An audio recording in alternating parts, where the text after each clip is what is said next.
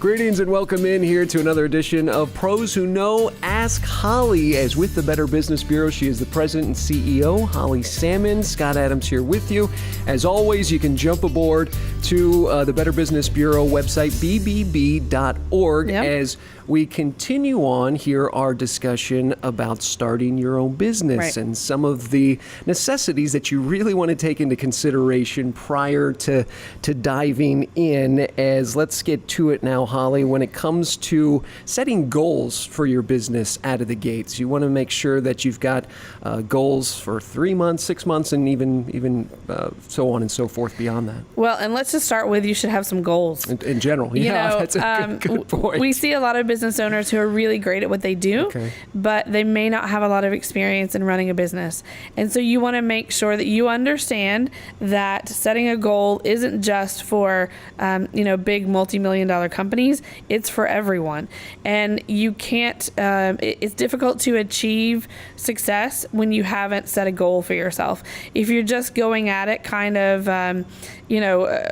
wild and crazy and you throw it against the wall and see what sticks, you're going to spend a lot of time and money getting to a place of success. So setting some goals, putting things on paper so that not only you but also the team you have working with you, if you're starting out with a team, so that everyone knows what direction we're going, how are we going to measure success, what do we want? Where do we want to be a year from now? Where do we want to be 5 years from now? Because if you're not all working towards the same destination, it's difficult to get there together. Yeah, that one common goal that you're looking to do.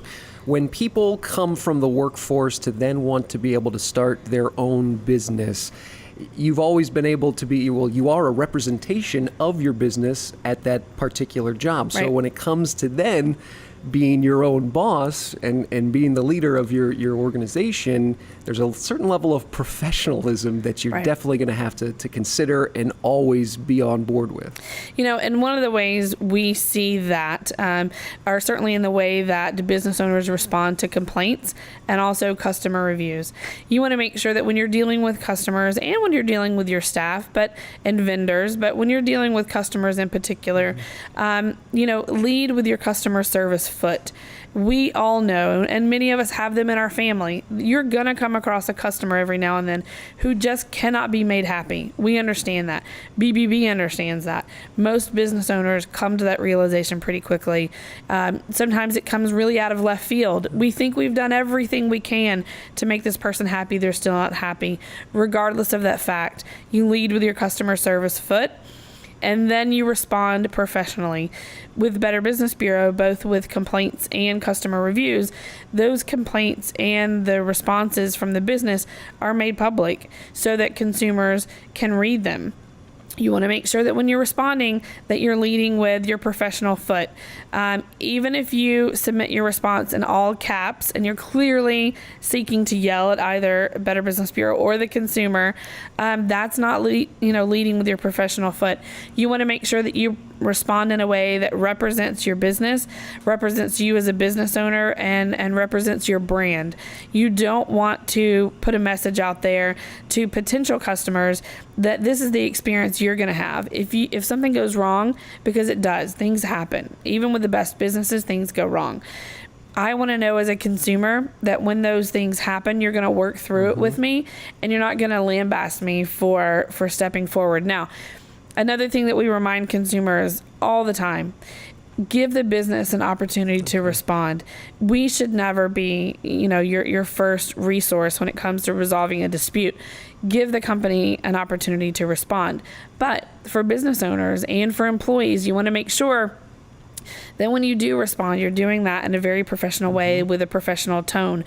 There's never any need for name calling. There's never any need to really take it there, because that doesn't represent your business or your brand well, and it's not going to serve you well in the future. Yeah, because you don't know who's going to see that down the line. Yeah. If somebody has a review, perhaps that was negative against you, you want to be able to see as the consumer that business has answered that complaint or whatever the case was, and see how they reacted after a situation maybe did not go the way that they had wanted to. Because we understand that for business owners that sometimes your employee messes up. Now, on the flip side of that, sometimes you're completely ready, willing, and able to stand behind all the actions of your business and say, you know what, we did the best that we could.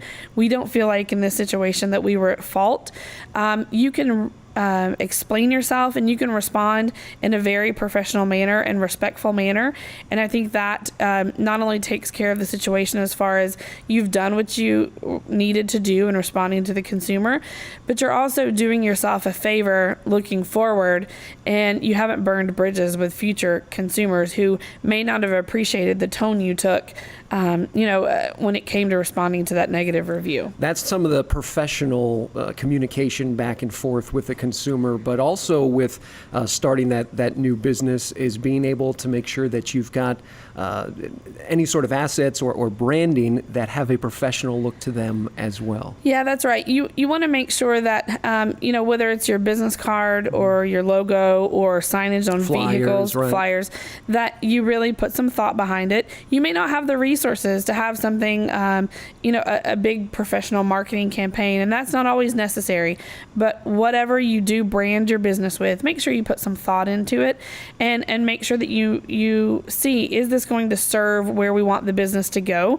Because oftentimes the name, the brand you start out with is the one you're going to keep. So you want to make sure that down the road it's something that you're comfortable with sticking with. And I think keeping your branding consistent across all of your platforms Right. is also a pretty good essential tip to want to try to adhere to on a regular basis. And another thing that comes to mind is when you start your business, let's say you're in the landscaping business and you're really great at that, and that's what you want to bring to the marketplace. That's what you know that you do very well. Within that first year or two of business, don't try to branch out into building patios and screen repair and all these different things. Do what you do and do it well. When the time comes that the business is very financially sound and solid and the business is clipping along and you're meeting your goals, then perhaps you add additional services or additional products. But don't go too quickly into diversifying your business. Do what you do and do it well, but get your feet under you.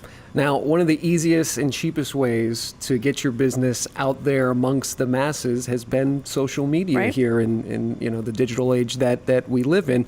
And sometimes I think business owners, they want to be too many things. Yep. So if you're going to go the social media approach, you don't necessarily have to have every single different social media outlet. No, let's say you're an attorney. You don't necessarily need to have, there may be some social platforms that are more appropriate Right. for your industry than others. You don't necessarily need to have a Pinterest board if you're an attorney. You may not necessarily need to have Instagram. That may be a better fit for a Twitter audience, for example. So consider what's my bandwidth? Right. How much can I do and do it well? Because with any social media, you have to be there, you have to be present, and you have to, do it often enough.